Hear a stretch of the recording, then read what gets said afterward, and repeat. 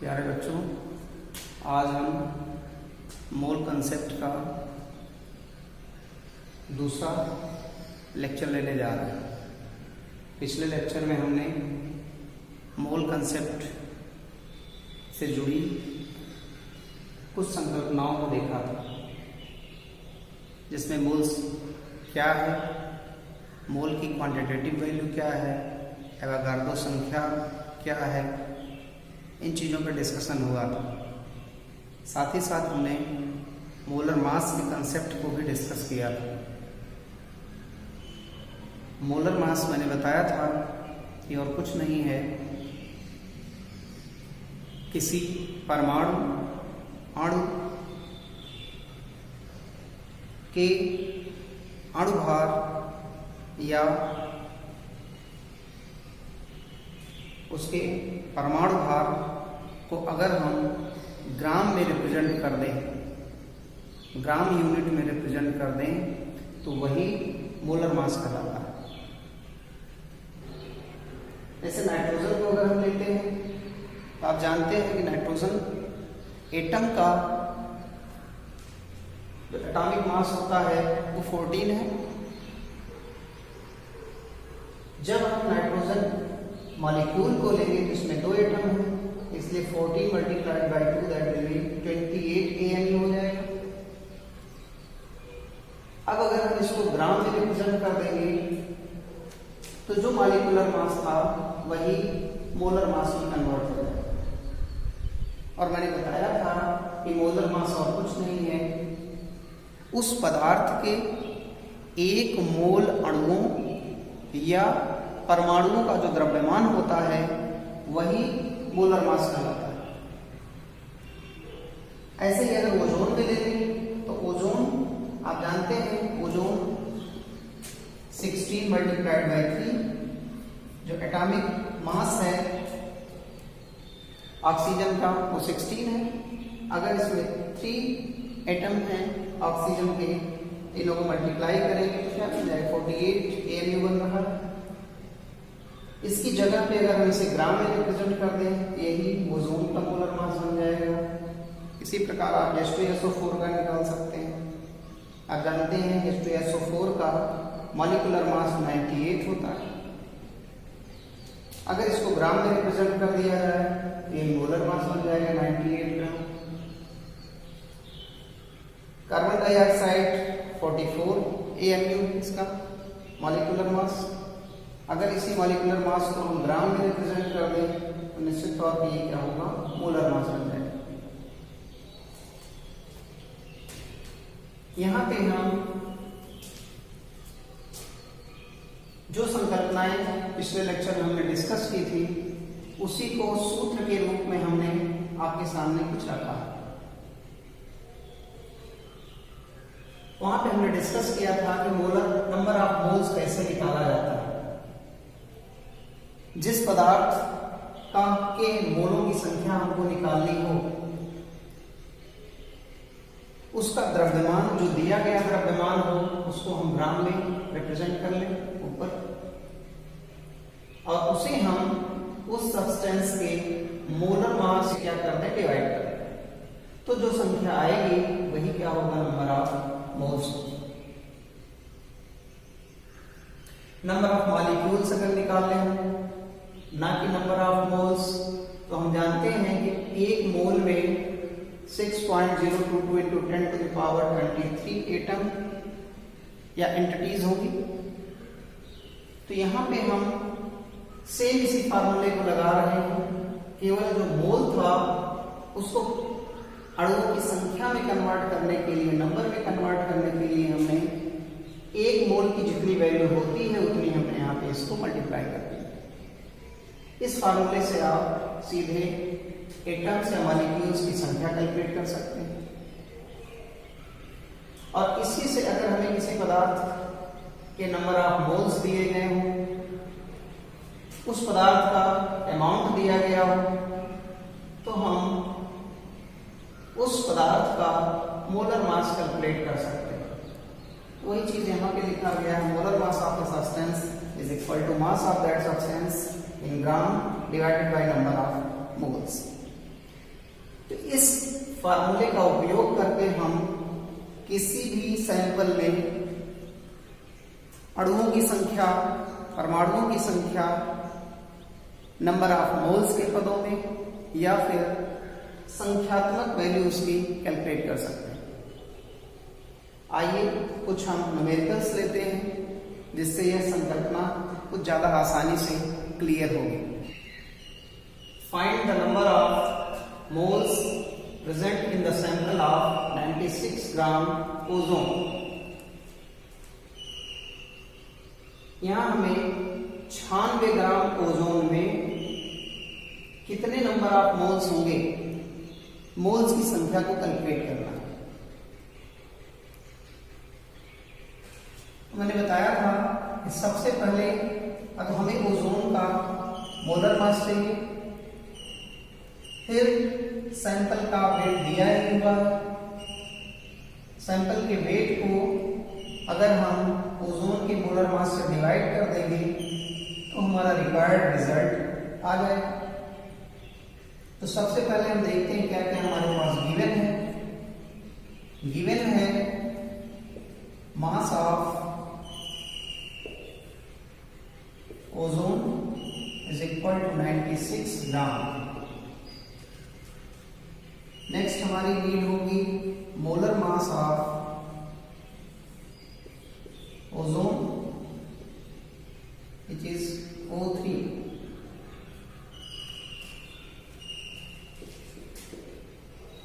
इसका molar mass निकालने के लिए सबसे पहले हम मॉलिक्यूलर मास निकाल लें। इसका molecular mass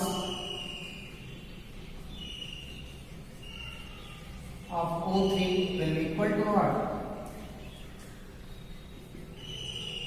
O3 will be equal to 16 multiplied by 16 दिया है यहाँ पे मास नंबर इसका 16 multiplied by 3 that will be 48।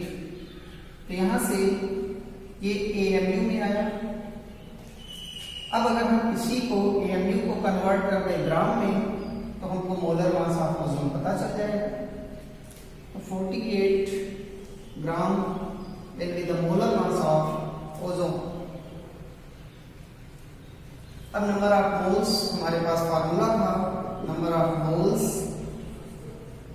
Of ozone will be equal to mass of ozone sample divided by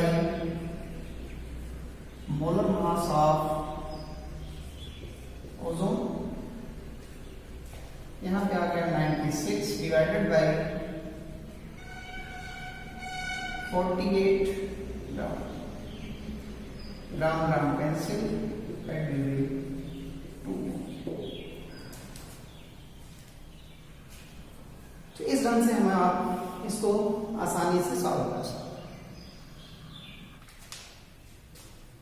अगला प्रश्न है mass of sample of nitrogen ion is 28 gram। Then find number of moles of nitrogen ion, number of nitrogen ions, number of electrons present in the sample, total charge on the sample, total number of protons। इस प्रश्न में हमने जितनी maximum possible चीजें किसी नमूने को देख करके पूछा जा सकता है वो सारा करने का प्रयास किया है, और ये सारा का सारा इसी मोल संकल्पना से कैलकुलेट किया जा सकता है। एक एक करके हम इसको देखते हैं कि कैसे किया जा सकता है। यहाँ पे आप देख रहे हैं कि मास ऑफ सैंपल दिया हुआ है। Mass of sample is equal to 28 gram. अब हमें निकालना है molar mass of nitrogen ion is equal to 40 gram. यहाँ mass of 28 gram. Molar mass of nitrogen ion, चूंकि आयन है और हम जानते हैं कि इलेक्ट्रॉन का जो मास होता है वो काफी कम होता है प्रोटॉन और न्यूट्रॉन की तुलना में, इसलिए इलेक्ट्रॉन के आ जाने या इलेक्ट्रॉन के निकल जाने से किसी पदार्थ के मोलर मास पर बहुत अधिक प्रभाव नहीं पड़ता है, इसलिए उसको नेग्लिजिबल मान करके जो एटम का मोलर मास होगा वही आयन का भी मोलर मास लिया जाता है। तो यहाँ पे हम molar mass of nitrogen, atomic mass of nitrogen लिखेंगे, बस यूनिट को चेंज करके एमएम की जगह पे ग्राम लिख देंगे, तो आपको molar mass of nitrogen 14 gram आ जाएगा। अब देखिए आपको करना क्या है, number of moles of nitrogen ion. तो फर्स्ट हो जाएगा number of moles of nitrogen ion will be equal to mass of sample divided by molar mass, that will be 28 divided by 14, that will be 2. So number of moles will be 2 moles. आगे हमें number of nitrogen ions ज्ञात करने हैं। Second में हमें संख्या निकालनी है, तो number of nitrogen ions will be equal to number of moles multiplied by एक मोल में कितने एटम होंगे वह लिखना है। हम जानते हैं एवोगाड्रो संख्या होती है, that will give you 2 mole multiplied by 6.022 into 10 to the power 23। इसको मल्टीप्लाई कर लीजिए 12.044 into 10 to the power 23। This can be written as 1.2044 into 10 to the power 24। Third part हमें करना है number of electrons present in sample. आप जानते हैं ये कोई हम एक स्पीसीज ले लेंगे, ये न्यूट्रल, तो इसमें अगर हम एक इलेक्ट्रॉन और ऐड कर दें ये बना लेगा A माइनस, अगर इसमें हम एक इलेक्ट्रॉन और ऐड कर रहे हैं तो ये बना लेगा A माइनस, डबल चार्ज आ जाएगा। अगेन इस पर अगर हम एक इलेक्ट्रॉन और डाल दें तो ये आपको बना देगा A माइनस 3। इसका मतलब जहां पे भी ऊपर नेगेटिव चार्ज है उसमें ये 1, 2 और 3 इलेक्ट्रॉन्स एक्स्ट्रा होंगे। अब चूंकि यहां पे पूछा है total number of electrons present in the sample, तो हमें देखना होगा हमारी स्पीसीज जो कि नाइट्रोजन है, जब नाइट्रोजन न्यूट्रल रहा होगा तो इसमें कितने इलेक्ट्रॉन रहे हो। आप जानते हैं नाइट्रोजन का एटॉमिक नंबर 7 होता है,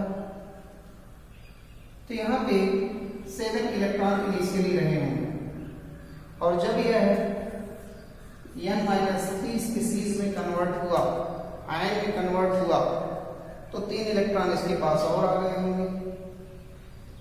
तो निश्चित तौर पे इसमें टोटल नंबर ऑफ इलेक्ट्रॉन्स 10 हो गए, अर्थात एक नाइट्रोजन आयन में 10 इलेक्ट्रॉन हैं और हमारे पास total number of nitrogen ion हमारे पास पता चल चुका है। अगर हम यहाँ पे total number of nitrogen ions में एक नाइट्रोजन आयन में विद्यमान इलेक्ट्रॉन की संख्या से मल्टीप्लाई कर दें तो हमें टोटल नंबर ऑफ इलेक्ट्रॉन्स पता चल जाएंगे। तो यहां हम लिख सकते हैं total number of electrons will be equal to number of nitrogen's ion, that will be 1.2044 multiplied by 10 to the power 24। ये है आपका नंबर ऑफ नाइट्रोजन आयन, और एक नाइट्रोजन आयन का चूंकि इलेक्ट्रॉन कितना है 10 है, तो 10 से इसको और मल्टीप्लाई कर दिया है। तो total number of electrons in this sample will be equal to 1.2044 into 10 to the power 25। तो इस ढंग से हम नंबर ऑफ इलेक्ट्रॉन्स कैलकुलेट कर सकते हैं।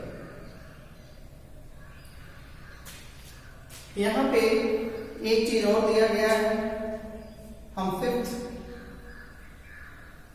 पार्ट इसका में total number of protons in the sample.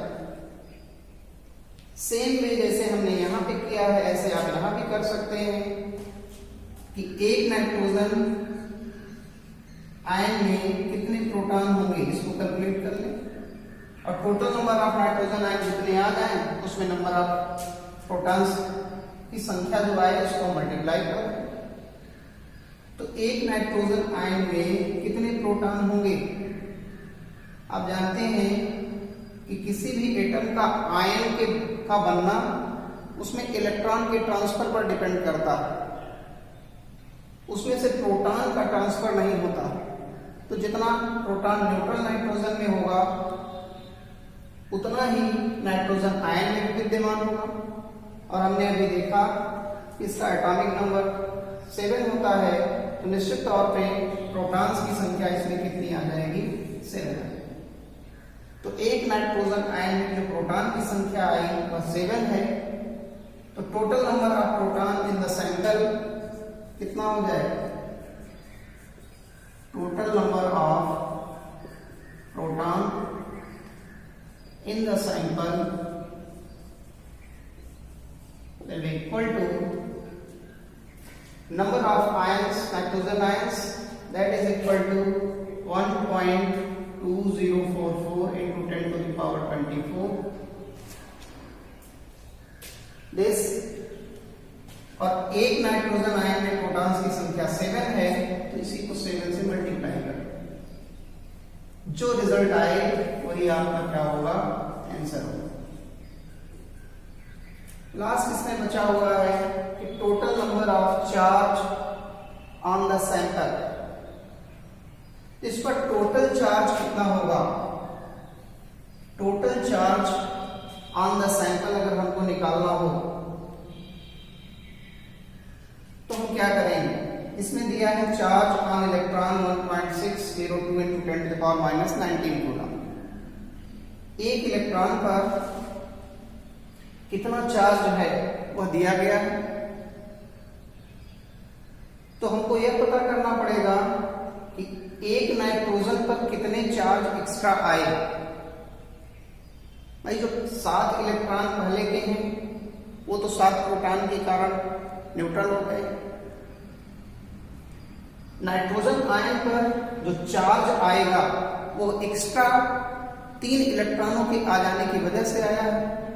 तो अगर एक नाइट्रोजन आयन पर 3 इलेक्ट्रॉन एक्स्ट्रा होने से चार्ज आ रहा है, तो अगर हम पूरे सैंपल पर कितना चार्ज आएगा इसको अगर हम कैलकुलेट करना चाहें तो हमें करना क्या होगा कि total number of nitrogen ion निकालने गया है उसको ले लें, और चूंकि एक आयन पर 3 इलेक्ट्रॉनों के आने की वजह से चार्ज पैदा हो रहा है तो उसको 3 से मल्टीप्लाई करें, और फिर एक इलेक्ट्रॉन का जो चार्ज है उससे उसको मल्टीप्लाई कर दें। तो फाइनल टोटल हमारे पास इस सैंपल पर जो चार्ज होगा वो कैलकुलेट होके आ जाएगा। इसके लिए हम करेंगे क्या? Total charge on sample equal to number of ions multiplied by 3 क्यों? क्योंकि इस पर -3 चार्ज है। -3 चार्ज होने का मतलब क्या है? 3 इलेक्ट्रॉन इसके ऊपर आए होंगे, तो एक इलेक्ट्रॉन का जितना चार्ज है तो 3 से करना है, तो 3 इलेक्ट्रॉन बढ़ाने 3 से मल्टीप्लाई किए, और एक इलेक्ट्रॉन पर जो चार्ज होता है वो 1.602 into 10 to the power -19 coulomb का। यहां से अगर हम इसकी वैल्यू पुट कर दें तो आएगा 1.2044 into 10 to the power 24 multiplied by 3 multiplied by 1.602 into 10 to the power -19 coulomb. अब इसको आप सॉल्व कर लीजिए, आपका जो रिक्वायर्ड रिजल्ट है वो आपके सामने होगा। तो बस आज के वीडियो में बस अगले वीडियो में हम एवोगाड्रो नियम की चर्चा करेंगे, जिसमें गैसीय स्पीशीज के लिए मोल संकल्पना कैसे लागू होती है उस पर डिस्कशन किया जाएगा। धन्यवाद।